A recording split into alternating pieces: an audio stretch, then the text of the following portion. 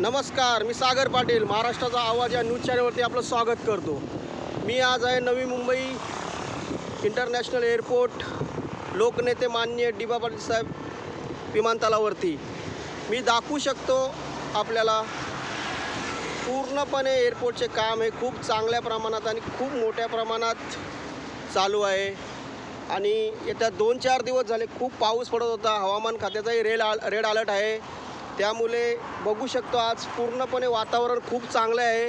आणि पाऊसही आज सकाळी थोडासा पडला आहे, पण आता नंतर शांत झालेला आहे, त्यामुळे लोकांची वर्दळ आणि गाड्यांची वर्दळ आपण बघू शकतो।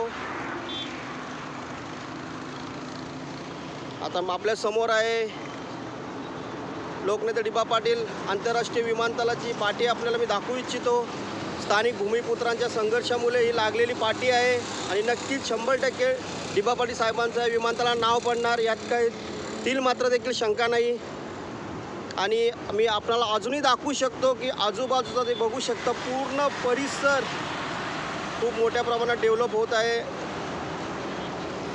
पूर्णपणे इथे बांधकामांचं जोरदार काम चालू आहे आणि लवकरच नवी मुंबईकरांचे एक स्वप्नातले एअरपोर्ट देखील इथे तयार होणार आहे। मी आपल्याला दाखवू इच्छितो आजूबाजूचे परिस्थिती आणि आजूबाजूचा पूर्ण परिसर जो 2-3 दिवस पावसामुळे पूर्णपणे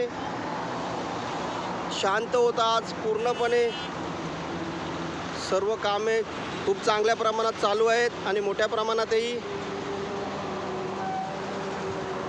धन्यवाद।